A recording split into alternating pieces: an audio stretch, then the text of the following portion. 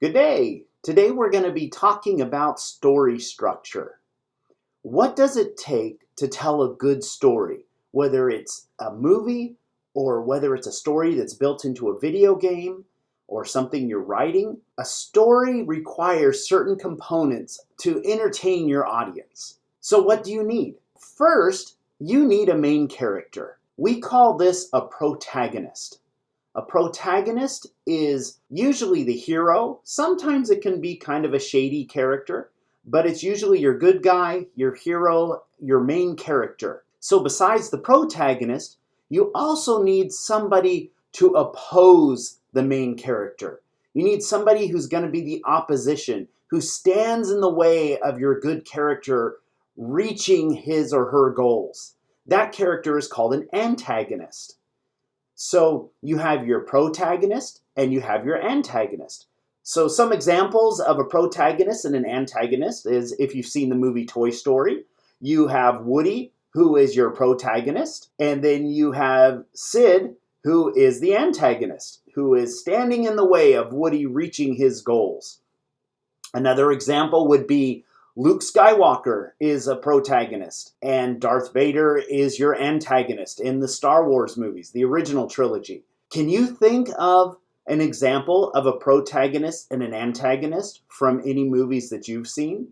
So you have your protagonist, your hero, your main character, and you have your antagonist, the villain or the one who opposes your main character.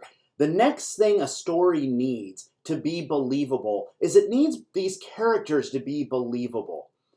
What would happen if you had a character that's too perfect? Let's say your main character is just amazing in appearance, totally handsome or beautiful, has no flaws, does everything perfect. Your character is not going to be realistic because as human beings, none of us are perfect.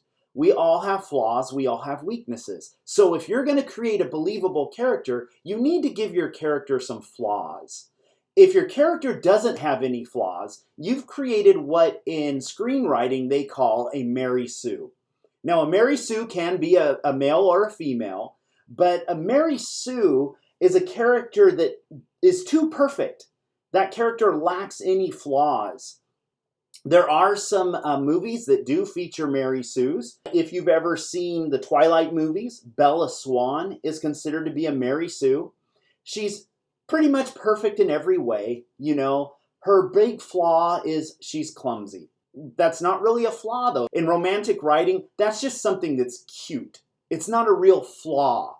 So Bella Swan just kind of walks around being perfect, doing everything right, being good in every way. So she's a Mary Sue. Dorothy from The Wizard of Oz. I love Dorothy from The Wizard of Oz, but the fact is, she is a Mary Sue. She's perfect in every way, sweet, charming, does everything right. Also, kind of a controversial one is Rey from the new Star Wars trilogy. I would definitely say in Episode 7 and Episode 8, she was a Mary Sue. She, again, perfect, lacking any flaws. Some people would argue in Episode 9 some flaws were introduced. So I'll leave that for you to debate. There are some male characters who are Mary Sues. The term they usually use for that is a Gary Stew. We have, again, from the Twilight movies, Edward Cullen. Again, what's his big flaw? He's depressed. That's not really a flaw. That's just an emotion. So Edward is really lacking any flaws. He's just perfectly good looking, does everything right, is just good in every way. No genuine character flaws. Another one, we all love Mickey Mouse, but Mickey Mouse is definitely a Gary Stew. Does everything right, is just a wonderful, good mouse all the time. Unless you go back to Steamboat Willie, he was kind of sassy in that one. And then, of course, the beloved kids show Barney. Barney the dinosaur, perfect in every way. Never once got angry and ate a child, even though he is a T-Rex. Then there is a controversial one. This has been actually a one up for debate among a lot of screenwriters and movie buffs, is James Bond.